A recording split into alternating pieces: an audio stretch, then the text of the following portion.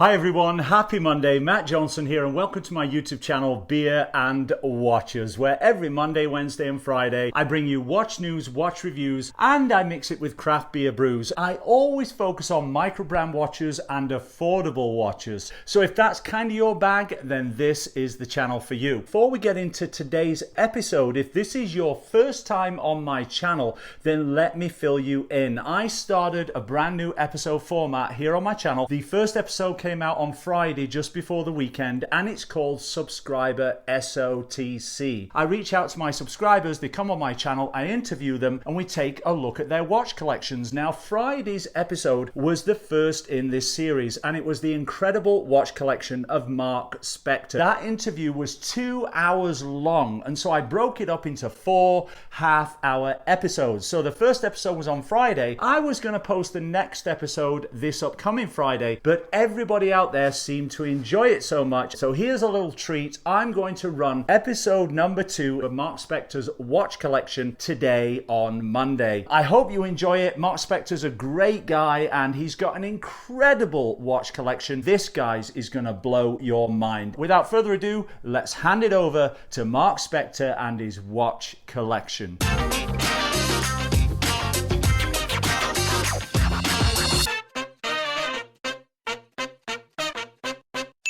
Wow, we've really touched on some great. I like the tips. Yeah. I like a lot of the tips, but let's dive into. We've been on 40 minutes and we haven't even got started. No, it's my fault. It's my fault. So dive in. Show me what you want to show me. I know. And by the way, to everybody out there that's watching this, this is this is the first time I've done a state of the collection with a subscriber. This is Mark Spector from Atlanta, right? Atlanta, Georgia. Yep. Atlanta, Georgia, yeah. And so he's got an incredible collection, and he's also set up like 2 or 3 cameras there. He's got a better studio than me. So I'm just hoping you don't get into YouTube reviews, otherwise I'm in trouble.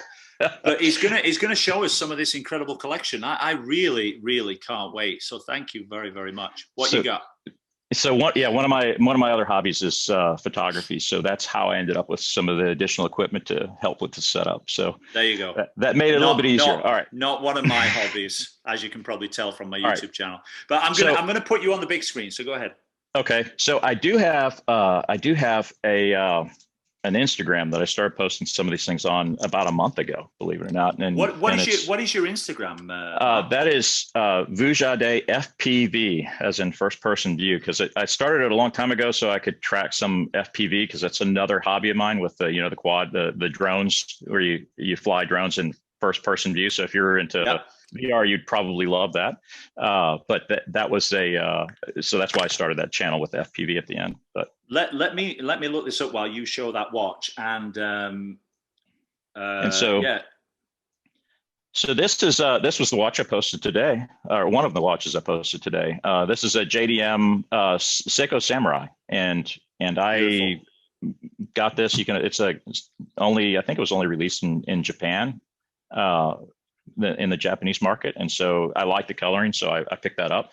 That's one Samurai. I've tried others. I've looked at the others, and it's just not like the turtle style. It's just not for me. But I really like the Samurai. You know what? I'm not a big fan of the turtles either. I do like that Samurai. And this is another Samurai. And I'm a sucker for a huge pop of color on a watch. I have a thing with orange and blue that you'll probably see through my collection. So those are Samurais, and then I have another special Samurai, which is a limited edition that I picked up, and I have a aftermarket straps code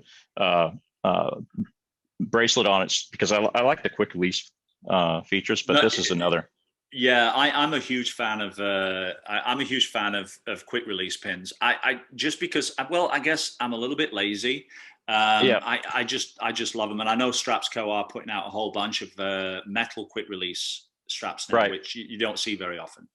So this was a Gray Dawn style, and if you look at, I think Long Island Watch Mark over there, I think he released a version of this. Yeah. But this was the original. There's only like a little less than 2,000 of these that were released in Europe. And this is a number. When you say released a version, you mean a modded version of that? Yeah, modded version. Yeah. So Yeah. his Long Island version of the Seiko Samurai Great On, and That's a beautiful watch. yeah, I love the coloring. It was just really cool. Yeah. And this was numbered, and it was a little less than 2,000, but they're serialized and numbered. And let me see, I don't know if you can see the numbers on there. It reminds me. I meant to mention Yeah. to you when you showed us the Omega. One of the Omegas that I love has got the orange on it instead. I know yours has got the blue ceramic. Yeah. You can pick one up with the orange. And I don't think I own a watch with any orange in it, but I just love it. Oh, there you go. And Random Rob, thank you very much. This is his fault. He was probably one of the first YouTube watch channels that I found, and he loves the Monster. As soon as I saw this, I had to get it. In fact, this was one of the only watches that was ever noticed on my wrist, and it was by another Monster collector. And everybody thought I was crazy because I was in a meeting and we instantly started talking about monsters, watches, Seiko, and everything else in between. How can everybody you not thought I was love nuts? That watch, though? How can you not love that? And it's got a Cyclops there at 3 o'clock. Yeah, it does. Yeah. I mean, I love. You know what I love about that? It's kind of funny that there's this huge watch and it's got to have a Cyclops at 3 to make the number even bigger than it is before the Cyclops. I just think that's really funny. So let's go into here we go. This is all right. So I told you I really got into micro brands. Here was me thinking you didn't have any Seikos. You just don't have any Seiko SKXs. Yeah, I don't have a Seiko SKX, but I will soon. I'll have probably 3 of them soon. All right. So here, I'll start with this one. So this was. I'm feverishly writing away here. Oh, yeah. How do you like that? This is the Zelos, which is apparently Zelos and not Zelos. A Zelos Thresher. And this is the Meteorite dial. And the lume on this is spectacular. Oh, my God. This is, here. In fact, let me see if I can do that because I brought my little light here. Let me see if I can bring this up here. Oh, gosh, yeah. Yeah. Oh, gosh. There you go. Instantly. There you go. Wow. Yeah. And this is in with side lights too. I mean, it's just nuts. Hang on, I'm going to need some glasses. I can't see right now. I've literally just been blinded here. That is so bright. You know, I've had my eye on this brand, and I have reached out to them a couple of times. I do reach out to a lot of micro brands and things, and I've not heard back yet. But look at the back on that. So this is a GMT movement. So this is an ETA movement, the GMT ETA movement. So it's a beautiful watch. Love this watch. It's funny. I don't own a GMT, but for some reason, I've never been interested until the last 6 months. And now I can't get them out of my head. It's all I keep looking at. I think GMT is probably one of my favorite complications. Trying to clear some space here. All right. Now, the next one I wanted to show you was, here. Let me do this. So I showed you that Zelos. Here is another Zelos that'll knock your socks off. I can tell right now, Mark. Sorry, I can tell right now that this is the state of the collection. But if this has pretty much mostly happened in 2020, I think we're going to have to check back in with you every 4 or 5 weeks by the looks of it. Yeah, I love that. You see, I love that. I had a Xenia. I had a Xenia or Xenia watch in that I did a review on, and they have one that reminds me of black bezel and the white dial, the snow white dial, and it just looks so clean and so it's a beautiful watch. And this is the titanium version. So Elshan over at Zelos, I send him letters emails every once in a while, just thanking him and telling him what's going on with the collection and just thanking him for what he's been doing with the hobby, because I just love his brand. And he responds. So it's kind of nice that he's tied in with the community. But this one, so this is the titanium. I think it's a 42 millimeter.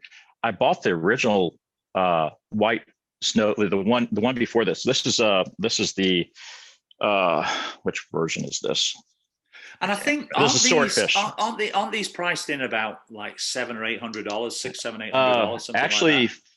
These were if you get on the early bird when they first launch them, they're $400 to $500 usually. That's actually a really, really good deal, because it's a great build on that watch. Now, I don't know if you can. It's stunning. Is it loomed on the dial as well? Yeah. The whole thing is loomed. It's loom on top of loom on top of loom, and it's just this is literally like a flashlight at night. But I love the titanium. How long does it last? all night. I can read it all night long. And so it's amazing. Wow. Let me put this back, and I'll show you another one. And so this was another Zelos that I picked up. I've been a bit of a fanboy with Zelos this past year. Now, as you're showing us this, how many watches would you say that you have in your collection? Probably 30 or 40, maybe. I don't know. I this is the Hammerhead, and this is the forged carbon dial. I love what I'm seeing here, that you really stay true to a brand. Like, if you like a brand, you don't just buy one, you'll buy a whole bunch of that particular brand, right? You get all the way in. Yeah, it's gorgeous. This is you can see the back. People complain a little bit about this. Is actually pretty smooth. This is a honking thick watch. I mean, this is what is that? About 16 millimeters? Probably 16, 17. Yeah, it's huge. Well, I mean, look at the bezel on that. That bezel's bigger than some of my watches. Yeah, it's sorry, not the bezel. I meant the crown. The crown's bigger than some of my watches on that. I love the yellow second hand on that. Wow. Yeah, and this is also a loom monster. Let me see if I can. That Zelos is known for their loom. That's wow. I mean, there's no wonder they're not emailing me back. They're like, yeah, we'll send you a watch. I don't think so. You know what's funny with my channel is I always try to say, just send me the watch and I'll send it you back. And because a lot of these people think that you're looking for a free watch. This reminds me, that looks very much like a Zenith or a Zenith. Yeah, like the Defy. Oh, I love the Defy. Yes, me too. Yep. But that's a Zelos, is it? This is another Zelos. This is the Sky Raider 2. This was kind of a pricey watch, but this is I love the crown on that. Is so unusual. Yeah, it's beautiful. It's a Unitas, Unitas, however you pronounce it, movement, and they just skeletonized it, and they did such a good job, even on the spring. Look at that. What is the that's the Zelos. What is that? This is the Sky Raider 2, and this sold out within probably 5 minutes. Okay. Check this out. Yeah, you have to get this on the secondary market, but I'm gonna have to. Wow. I don't know if you can see the writing is around the bezel or around it's just looms. Yeah, that is a stunning. That reminds me very, very much of the Zenith. Very much. I tried one on. I was in Bermuda when I was working on the cruise ships, doing my show, and in Bermuda I went into a place there, and I tried a Zenith on, and it was the first time I'd ever seen one. I wasn't familiar with the brand. It's a few years ago, and I just fell in love with that watch. So the interesting thing with this, the Zenith, actually the El Primero, that's on my hit list this year. Is the El Primero. So this movement is the same exact movement as in this watch, which is a Victorinox. And I picked this up because I wanted a manual wind movement. This used to be in a pocket watch movement. That's beautiful. And this is what the Zelos looks like before they skeletonized it. Really? Now the Victorinox, that's interesting, because I would have thought it was a completely different movement. I would have thought the movement in the Victorinox wasn't as you can see if I can get them both on this together. Yeah. So look what oh wow. Yeah. So they've kind of they've cut away at that there. Yeah, they did.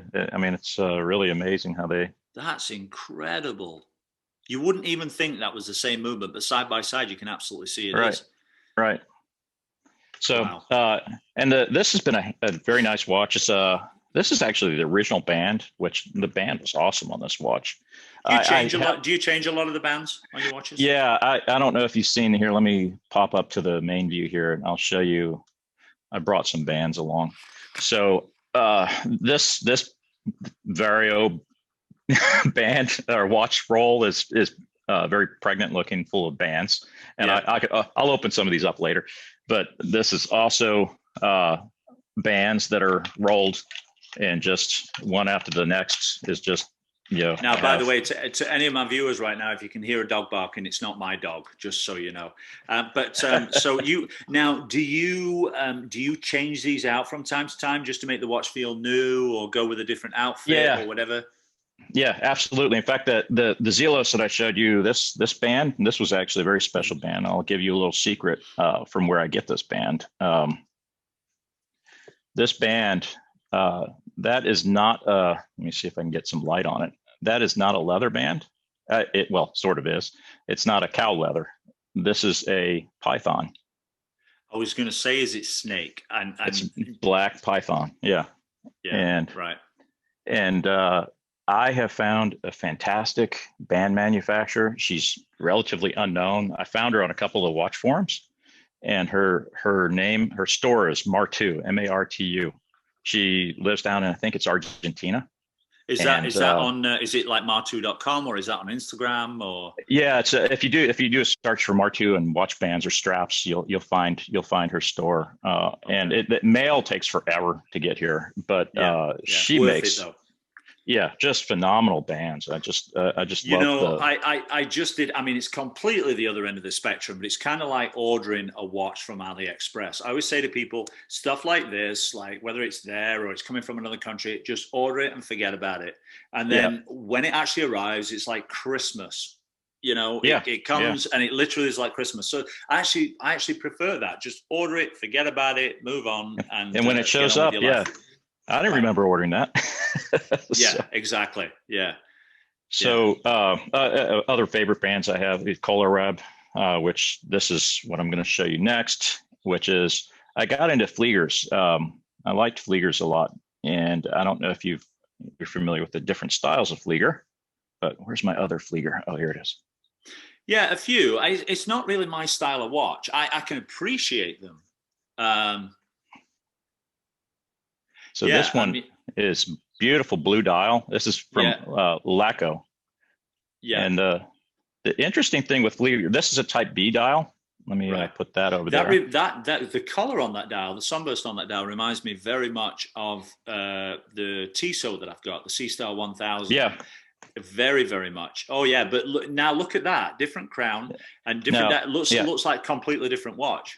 Now this is a bronze watch made by Stowa, S-T-O-W-A, and the Stowa is so when Fliegers were first created, they were actually created for the Luftwaffe, and when they were created, there were only 4 watch manufacturers that were allowed to make them.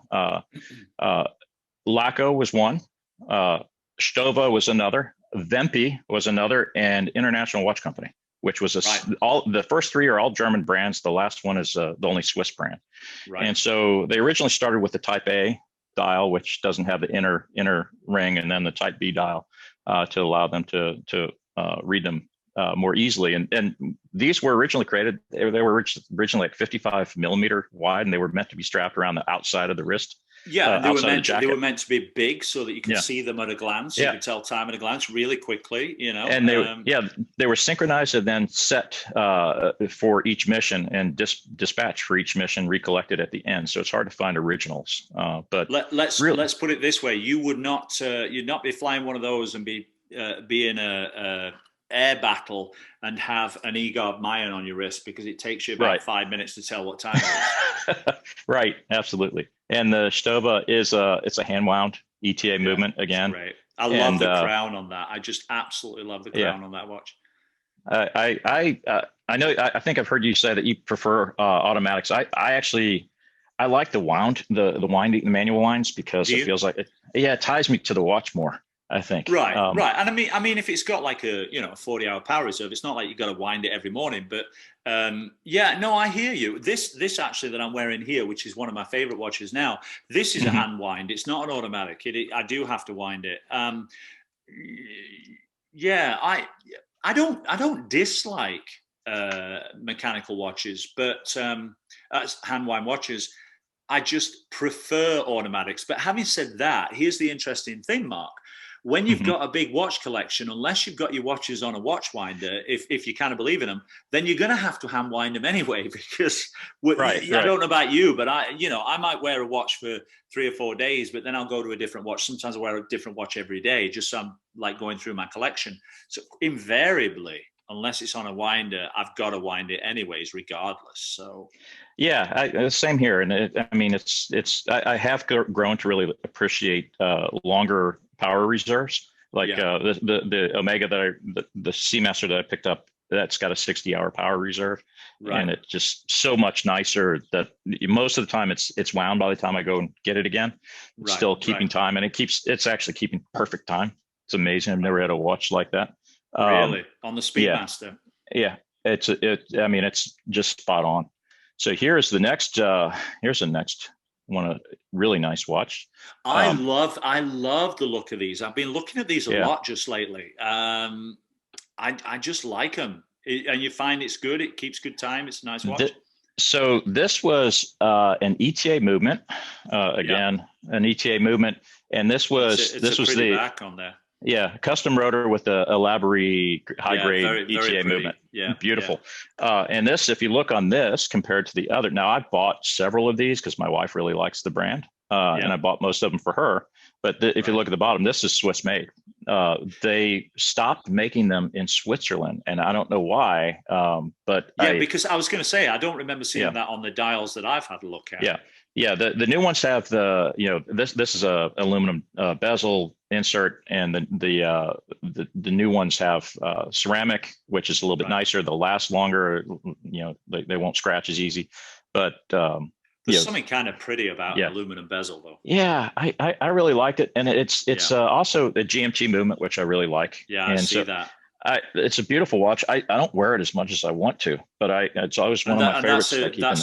That's an aftermarket strap on there, yeah. Yeah, another collar reb, I believe. Yeah, that's a collar reb strap. Right. The Urban Gentry set me onto the collar reb brand. Yes. Yeah. He was just on Russell's channel the other day. I think I caught a little bit of it, but that's that watch brand is a very, very. I like it a lot. I like what they've got going on. And actually, a lot of the watches that they have on their site are sold out. So they go very, very quickly.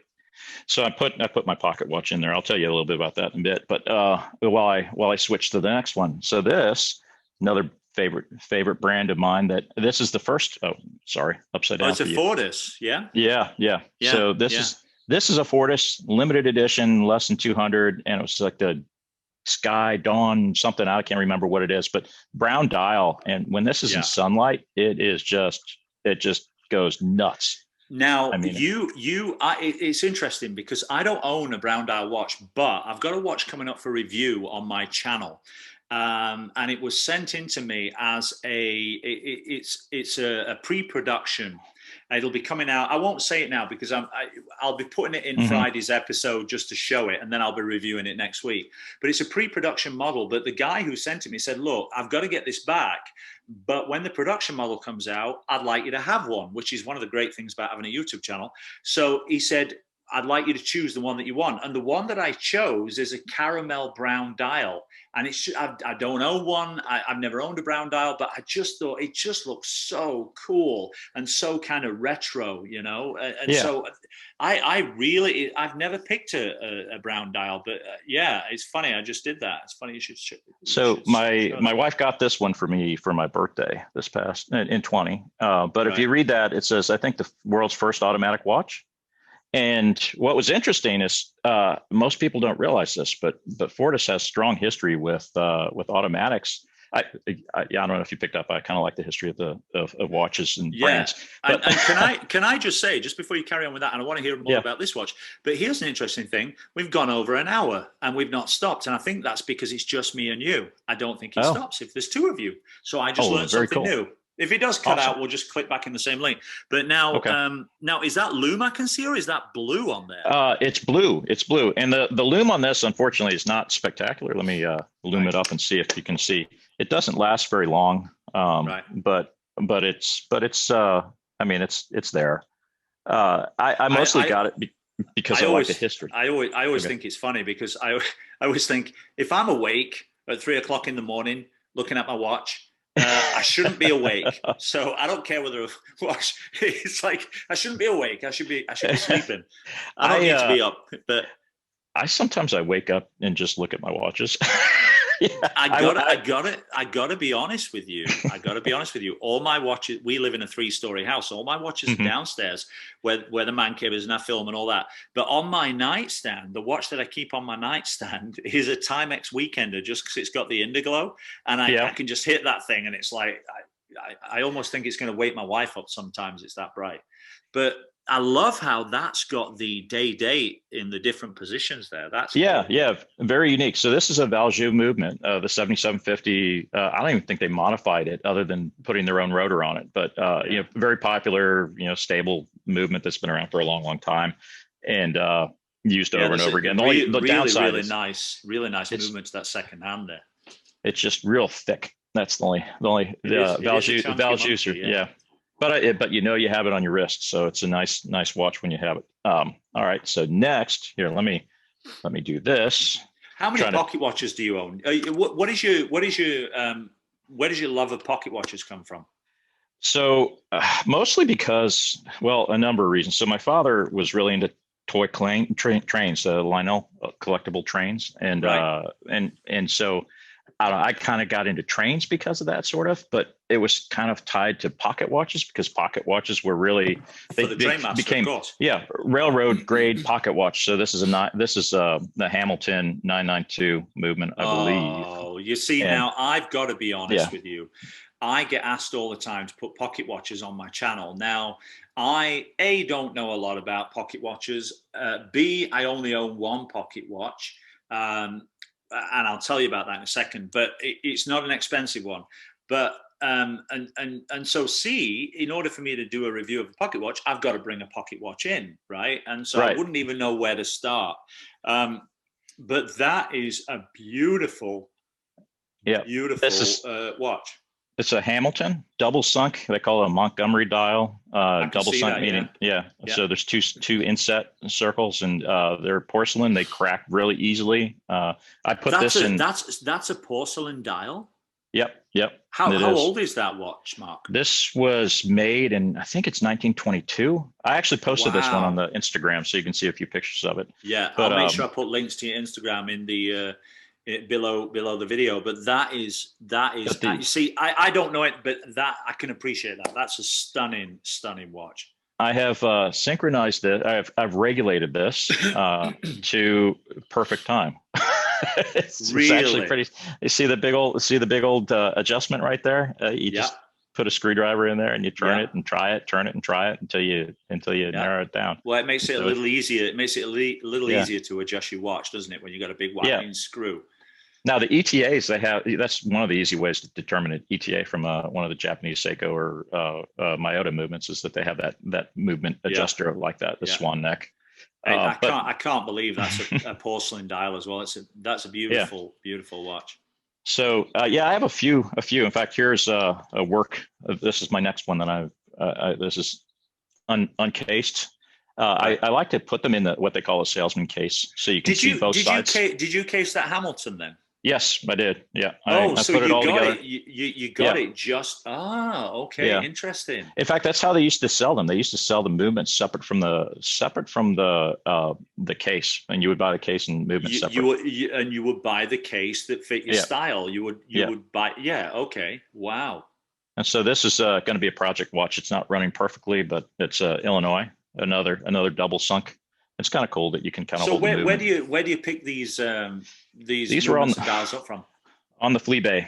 That's right. Generally, it's where I search for them. Here's a new watch that I got that is probably one of my favorites, and I'm sure you should. This is like you've been looking in my head or something. It's like, but I look at all kinds of micro brands and stuff all the time. I'm reaching out to people and looking at new stuff, and I've seen these too. The Swiss watch companies, they have made some amazing watches. I don't know if you can see the depth of they have so many layers of super luminova painted on these. It looks like they're applied, but they're not. It's just printed.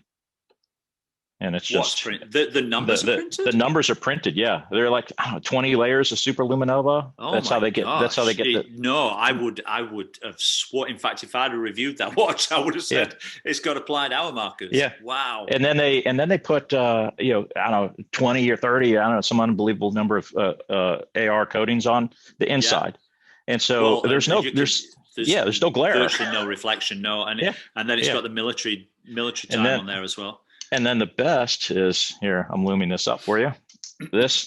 I wear this at night. This is my nighttime watch. Holy moly. And it stays readable like that all night long. Focus. There you go. Wow. I mean, it's just amazing. And let me write this down.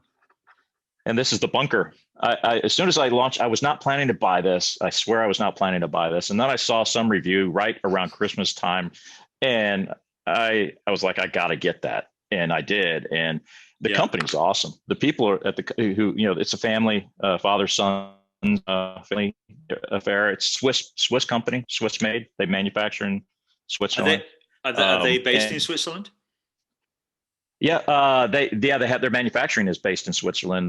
One of the sons is a Swiss or is a formerly trained watchmaker, and he does the assembly. And I actually saw him assemble one of these.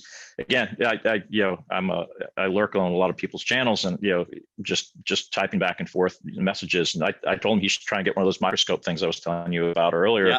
So he could share some of the assembly a little bit easier. So I mean, that's just blowing me away. Well, there you go, guys. Installment number 2 of Mark Spector's amazing watch collection. I sincerely hope you enjoyed it, and I hope you're enjoying the collection so far. We have another 2 videos to come. I may post one of those this Friday. I'm going to surprise you. We'll wait and see. Don't forget, if you have a watch collection that you'd like to feature on my channel, drop me an email right here to BeerAndWatchReviews@gmail.com. Send me an email, send me your name, where in the world you are, and a picture of your collection, a photograph of your watch collection. I'll get back to you and we'll get you on the channel to show everybody. If this is your first time here, please do subscribe. You can click on the subscribe link over there to the right of the screen, or below this video if you're on your mobile device.